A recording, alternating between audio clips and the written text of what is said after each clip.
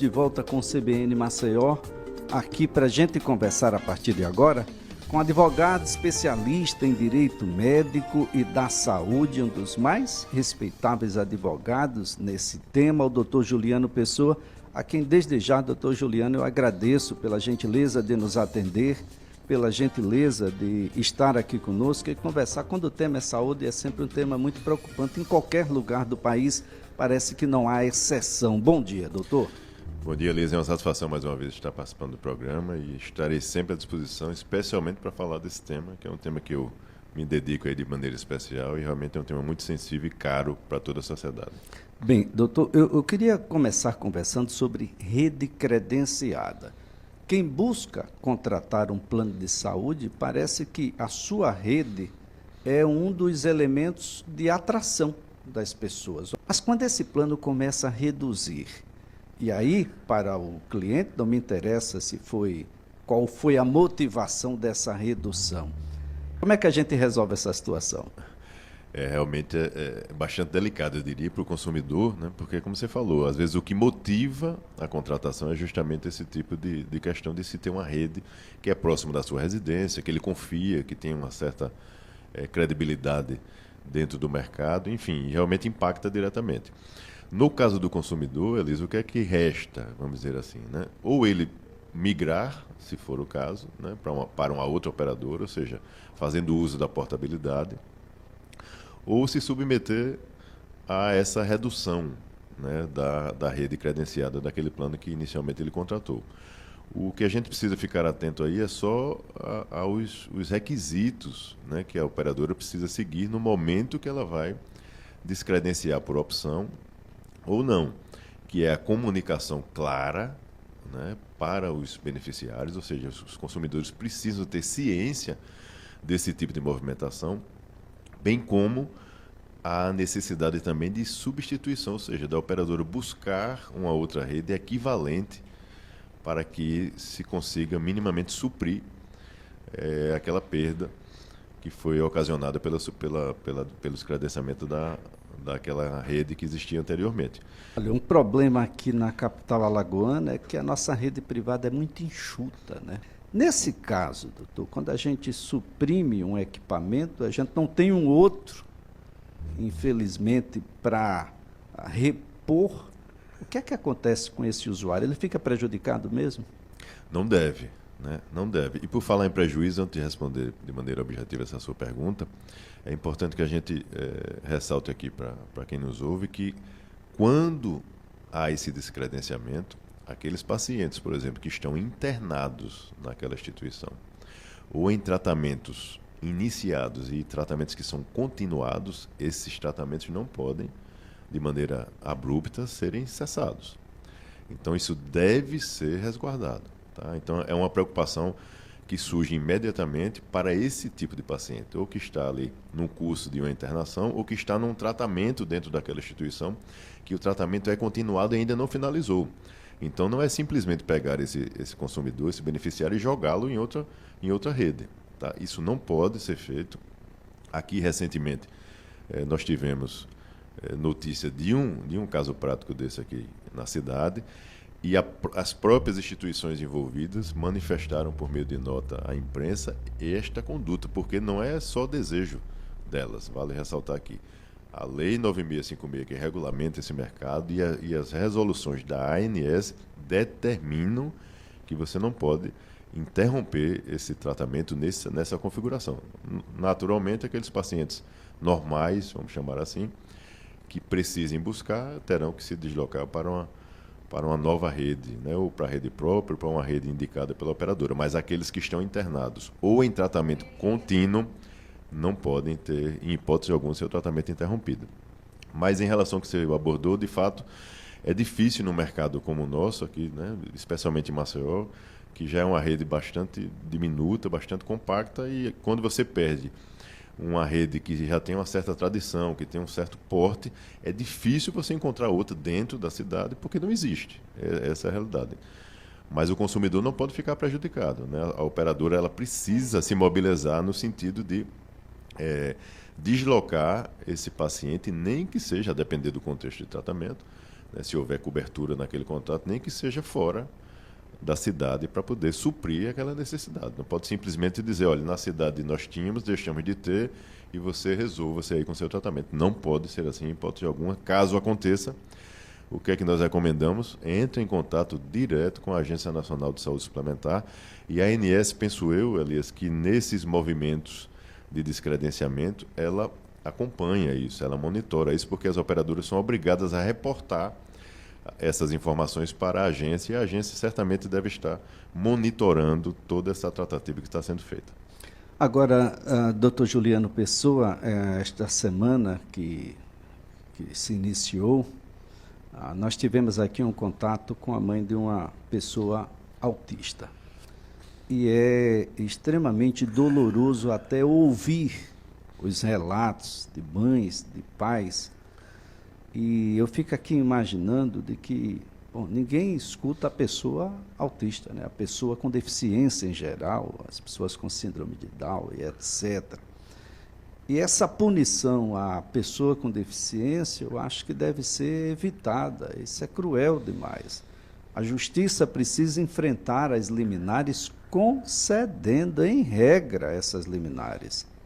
Porque essa terapia que não for feita hoje, ela não vai ser feita mais nunca. Os planos de saúde não têm suporte para acolher nem a demanda que está do lado de fora. Imaginar essa demanda que já for acolhida em clínicas particulares, porque eles não têm onde botar. E aí a gente tenta tirar quem já está e não colocar quem está de fora. É uma situação muito ruim, doutor. Eu concordo, Elias, e assim, eu penso que é um movimento realmente equivocado. Mais uma vez, né? As operadoras não se planejaram lá atrás, quando essa demanda já era anunciada, ou seja, ela vinha numa crescente, os diagnósticos começaram a aumentar de número, e elas não se prepararam, não se estruturaram para receber essa demanda.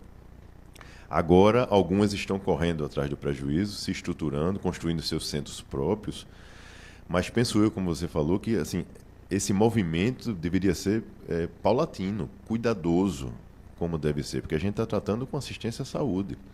A gente está tratando de crianças que têm uma sensibilidade extremamente elevada quando comparado com a criança que não é acometida por esse tipo de condição. Então você precisa ter zelo no manejo dessa criança. É isso que a gente ouve dos profissionais que são especializados e tratam essas crianças.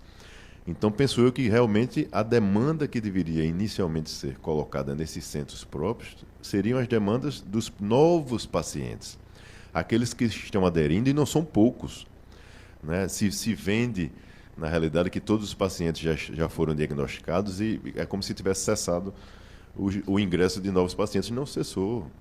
Eles crescem a cada dia. Então, eu penso que esse seria o movimento correto, responsável. E não você perseguir, né, porque a palavra é essa, é quase que uma perseguição, todos os pacientes que já estão devidamente estabilizados, amparados ali por determinadas clínicas, e muitas vezes, Elisa, esse é que é o pior. Muitas vezes, quando a gente analisa casos concretos que verificam o que aconteceu nos bastidores, houve uma divergência comercial entre operador e clínica, muitas vezes tratando de valores, e aí a represária da operadora é simplesmente abordar todos os pacientes que estão vinculados àquela instituição para dizer que eles serão compulsoriamente migrados para o seu centro próprio. Então é quase assim, se você não aceita o valor que a gente está tentando contratualizar, eu vou simplesmente esvaziar a sua demanda. E é aquela coisa, o Poder Judiciário de fato precisa estar sensível a esses movimentos comerciais, né, mercantilistas também, porque existem, e observar os casos individualizados como deveriam ser. Infelizmente eu me insurjo de forma muito contrária a movimentos que eu enxergo, muitas vezes profissionais defendendo, de se querer criar uma receita única, padronizada, onde a ciência diz que o tratamento é individualizado, o médico assistente que acompanha cada paciente é que sabe o que ele necessita, como necessita, no formato que ele necessita, e a gente não pode aceitar que profissionais alheios a esse acompanhamento simplesmente ditem qual é o padrão que tem que se prescrever. Até porque não tem padrão. Exatamente, até porque não tem padrão. E outra coisa, como eu sempre digo, não é um capricho do paciente nem da família. É isso que precisa se entender. Ninguém escolhe passar 14 horas, às vezes, por semana se submetido à terapia. 14, 16, 18. Não é uma escolha, é uma necessidade. E se é necessidade, tem que ser atendida. Olha, essa disputa comercial, não sei por que nem isso entra no processo da pessoa com deficiência. O que é que a pessoa com deficiência tem a ver com essa situação? Se você acha que a clínica está falseando o número de horas, é um problema do plano de saúde e da clínica. A pessoa com deficiência, no máximo, deve ser chamada aí, os seus responsáveis, para como testemunha, se cumpre ou não, se determinada hora foi ou não foi dada, isso é uma outra discussão, mas negar, liminar, autorizando a continuidade das terapias é algo hediondo.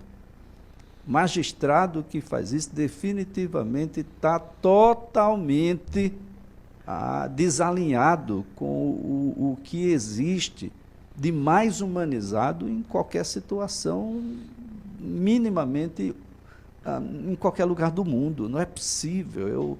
A disputa comercial não pode fazer com que eu não tenha a terapia do meu filho. É algo que a gente precisa rever, doutor Juliano. Eu vou passar aí uma determinada terapêutica e ela não vai ser atendida, porque o Tribunal de Justiça sabe mais do que o médico. Como é que isso funciona, doutor? É isso, Elisa. Eu penso realmente que essa discussão precisa ser amplificada, né? Eu diria, inclusive, que ela precisa chegar no parlamento também, né? Eu acho que é necessário se tratar isso por meio de audiências públicas, por exemplo, ouvindo as pessoas que lidam com isso no dia a dia. E o Sistema Único de Saúde, doutor? As redes municipais e estadual não deveriam existir, não? Devem. Né? Assim, a gente vê muitas vezes, aliás, um movimento, vamos dizer assim, de se vender que os pacientes, por número, estão sendo devidamente atendidos. Mas eu acho que a gente tem que verificar a qualidade do atendimento. Não é só a quantidade.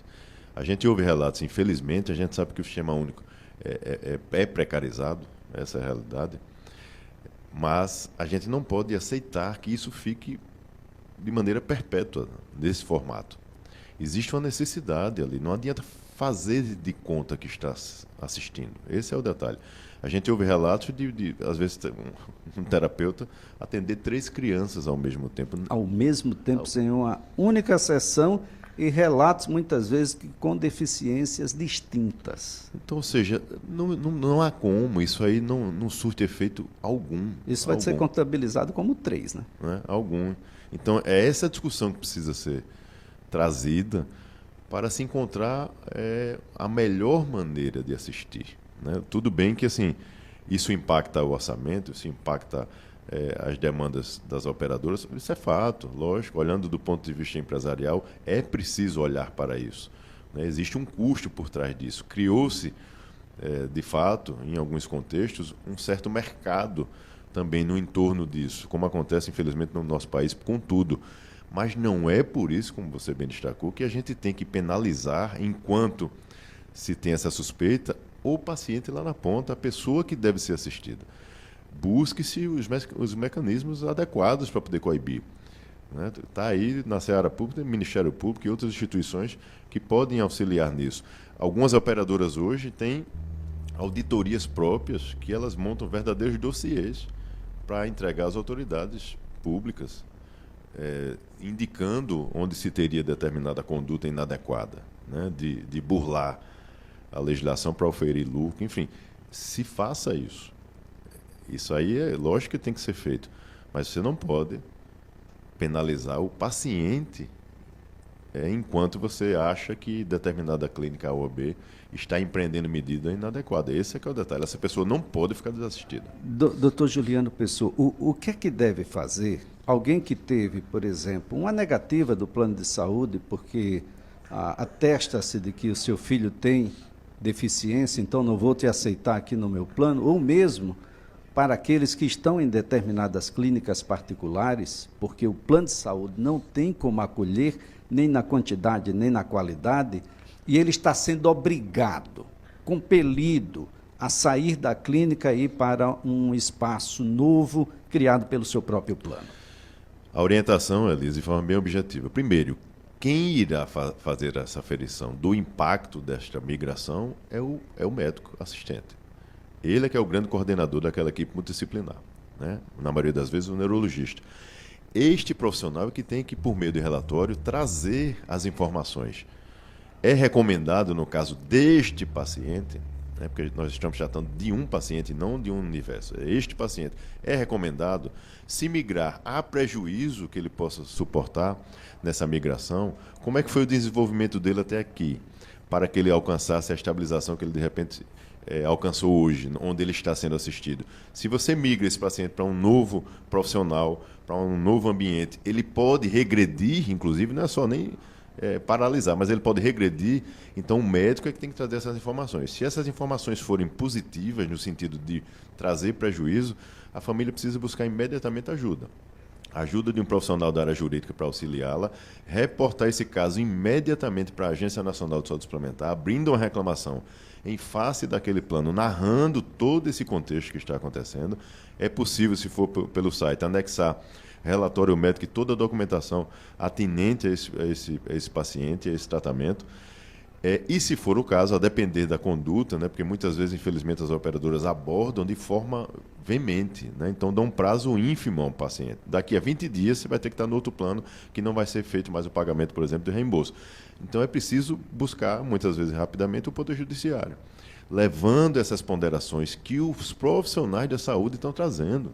Não é a família, nem o paciente e nem o profissional da área jurídica que está assessorando. Quem faz o norte desse caminho é o profissional médico, por meio de um relatório fundamentado com base na ciência e na peculiaridade e particularidade daquele caso concreto. Esse é o caminho, porque infelizmente não dá. O vínculo terapêutico é algo que, na grande maioria dos casos, quando rompido, especialmente desta forma, de forma abrupta, ele causa prejuízo, isso é comprovado. Os médicos reiteradamente falam de casos práticos onde há regressão por conta disso. Então é importante buscar ajuda. Acolher esses que estão chegando, evita-se que as pessoas busquem em outro lugar aquilo que você não está ofertando, e ofertar um serviço de qualidade. E ter muita responsabilidade, né, para com essas pessoas com deficiência que estão nas clínicas particulares, não foram lá porque queriam, uma necessidade.